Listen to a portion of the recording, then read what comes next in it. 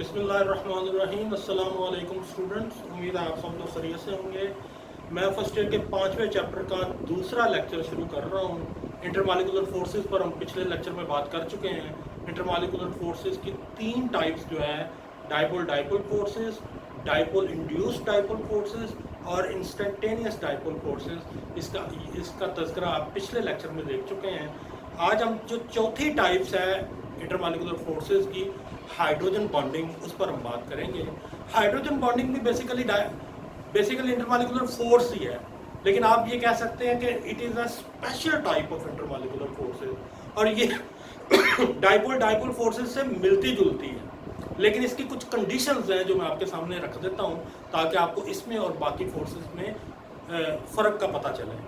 पहली इसकी जो शर्त है वो ये है कि इसमें पार्शियल पॉजिटिव चार्ज हाइड्रोजन मौजूद होना चाहिए, यानी H पॉजिटिव मॉलिक्यूल जो है या H मॉलिक्यूल जो है वो मौजूद होना चाहिए इसके अंदर। और दूसरा, ये जो H मॉलिक्यूल है ये किसी स्मॉल इलेक्ट्रोनेगेटिव एलिमेंट से जुड़ा होना चाहिए। ये जो स्मॉल इलेक्ट्रोनेगेटिव एलिमेंट की डेफिनेशन है, इस पर सिर्फ 3 एलिमेंट जो हैं वो पूरा उतरते हैं। तो हाइड्रोजन बॉन्डिंग जो है ना वो इन्हीं मॉलिक्यूल्स में पाई जाती है जिनके अंदर ये 3 एटम मौजूद होते हैं, ये 3 एलिमेंट्स मौजूद होते हैं। मैं लिख देता हूँ आपके सामने। दुनिया में सबसे ज्यादा इलेक्ट्रोनेगेटिविटी होती है फ्लोरीन की। फ्लोरीन, ऑक्सीजन और नाइट्रोजन।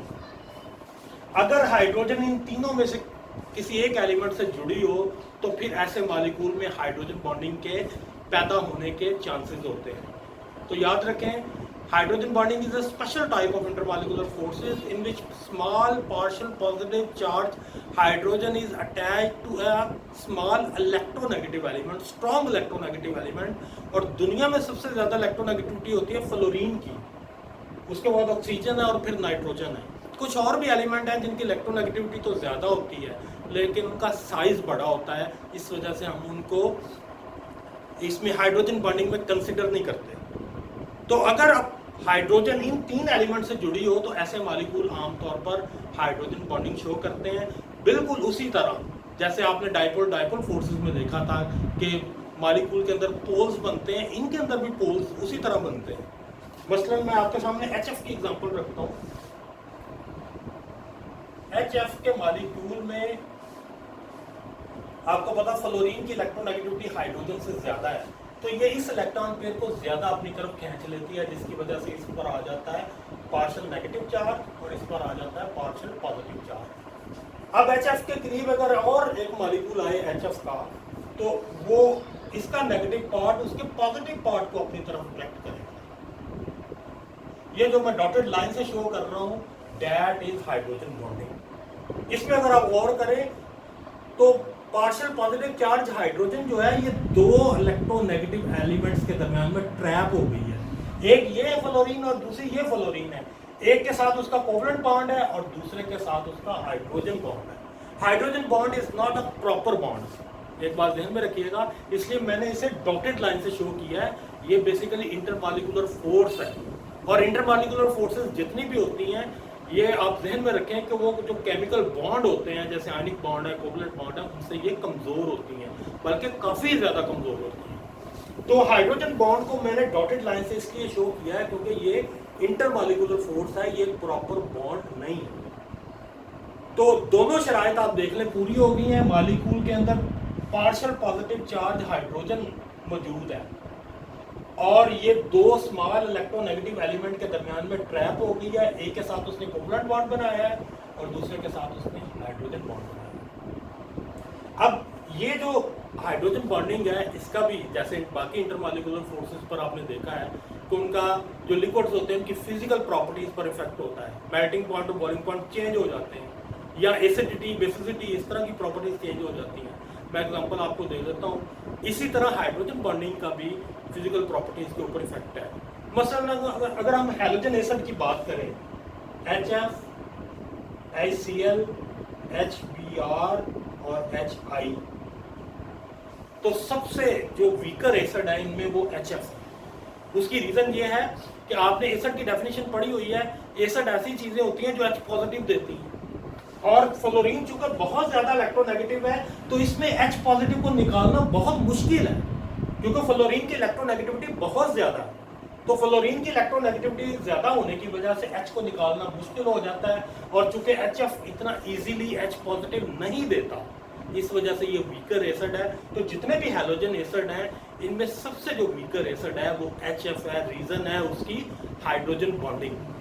तो ये एक इफेक्ट मैंने आपको बता दिया है। एक और क्वेश्चन बहुत पूछा जाता है कि दुनिया में सबसे ज़्यादा इलेक्ट्रोनेगेटिविटी जो है वो फ्लोरीन की है, लेकिन हाइड्रोजन बॉन्डिंग जो पानी में पाई जाती है वो स्ट्रॉन्गर होती है HF से। इसकी रीज़न क्या है? तो इसकी रीज़न भी मैं आपको बता देता हूँ। इसमें आप देखें, हर H ने एक हाइड्रोजन बॉन्ड बनाया हुआ है, हर मॉलिक्यूल ने यानी एक हाइड्रोजन बॉन्ड डेवलप किया हुआ है। लेकिन वाटर के मॉलिक्यूल में आप देखें ज़रा, वाटर के मॉलिक्यूल में 2 H पॉजिटिव होते हैं। इस वजह से वाटर का मॉलिक्यूल जो है वो 2 जो है आगे हाइड्रोजन बॉन्ड डेवलप कर सकता है। इसके करीब अगर आप एक और वाटर का मॉलिक्यूल ले आए,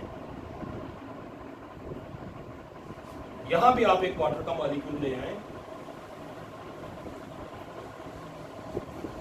तो यहां पर एक हाइड्रोजन बॉन्डिंग यहां ऊपर डेवलप हो रही है और एक यहां पर डेवलप हो रही है। 2 हाइड्रोजन बॉन्डिंग डेवलप हो रही है। इस वजह से वाटर के अंदर हाइड्रोजन बॉन्डिंग जो होती है वो HF की निस्बत ज्यादा होती है, क्योंकि वाटर के अंदर 2 H पॉजिटिव होते हैं, HF के अंदर 1 H पॉजिटिव होता है। इस वजह से ये पानी जो है वो ज़्यादा स्ट्रॉन्गर हाइड्रोजन बॉन्डिंग जो है वो शो करता है। तो ये थोड़ी सी मैंने आपको डिटेल दी थी हाइड्रोजन बॉन्डिंग की। अब हाइड्रोजन बॉन्डिंग की हमारी एवरीडे लाइफ में कुछ एप्लीकेशंस हैं, फिजिकल प्रॉपर्टीज़ पर कुछ इफेक्ट हैं, उस पर मैं बातें करने जा रहा हूँ।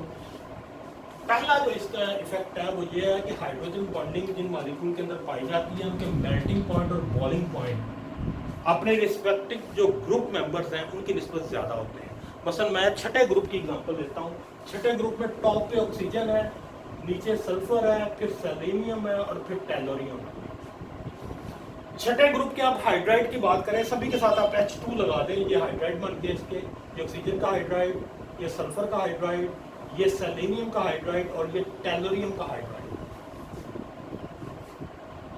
अब ये जो ग्रुप है छठा ग्रुप, इसमें वाटर जो है वो अपने बाकी ग्रुप मेंबर्स से एक्सेप्शनल मेल्टिंग पॉइंट और बॉइलिंग पॉइंट शो करता है। उसकी रीजन है हाइड्रोजन बॉन्डिंग, क्योंकि वाटर के मॉलिक्यूल में हाइड्रोजन बॉन्डिंग होती है और सल्फर, सेलेनियम और टेलोरियम ये हाइड्रोजन बॉन्डिंग को शो नहीं करते। तो इनके मेल्टिंग पॉइंट और बॉइलिंग पॉइंट वाटर की निस्बत काफ़ी कम होते हैं। आपकी किताब में ग्राफ भी दिया गया है। इस ग्राफ में अगर आप गौर करें तो आपको इस तरह का मिलेगा। मतलब ये वाटर है, वाटर का बॉइलिंग पॉइंट है, ये बॉइलिंग पॉइंट इधर दे लें आप, ये वाटर का बॉइलिंग पॉइंट है, ये H2S का बॉइलिंग पॉइंट है, ये H2SE का है और ये H2PE का है।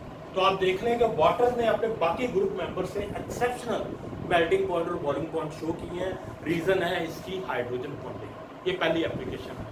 दूसरी एप्लीकेशन है सॉल्युबिलिटी।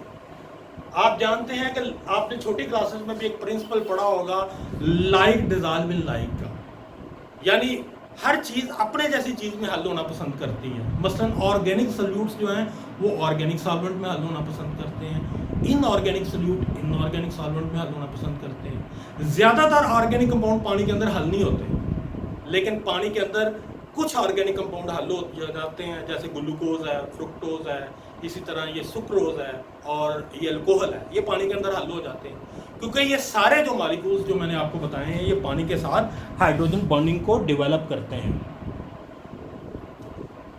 तो सॉल्युबिलिटी पे भी इसका इफेक्ट आता है। पानी के अंदर वो ऑर्गेनिक कंपाउंड हल हो जाते हैं जो पानी के साथ हाइड्रोजन बॉन्डिंग डेवलप करते हैं।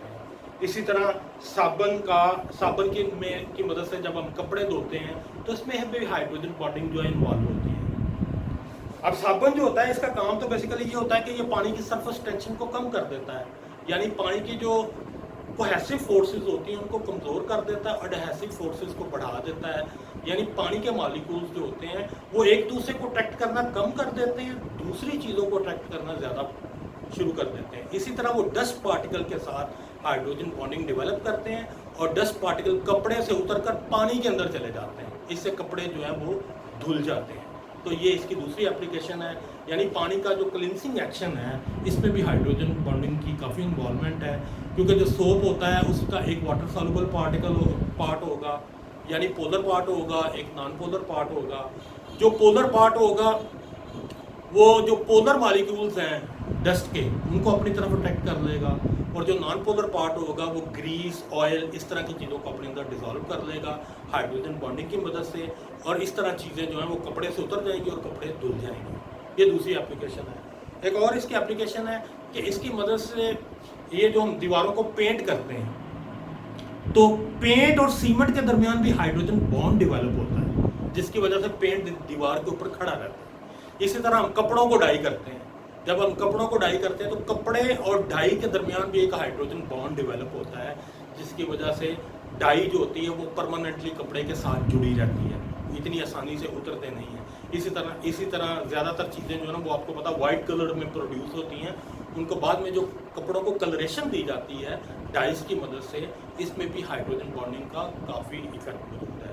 इसके अलावा इसकी एप्लीकेशन है कि ये बहुत सी फूड आइटम्स, जैसे आमतौर पर कार्बोहाइड्रेट है, कार्बोहाइड्रेट के अंदर भी OH का जो फंक्शनल ग्रुप मौजूद होता है, ये OH का फंक्शनल ग्रुप जो है ये हाइड्रोजन बॉन्डिंग को डेवलप करता है। तो फूड आइटम्स के अंदर भी हाइड्रोजन बॉन्डिंग जो है वो काफ़ी पाई जाती है।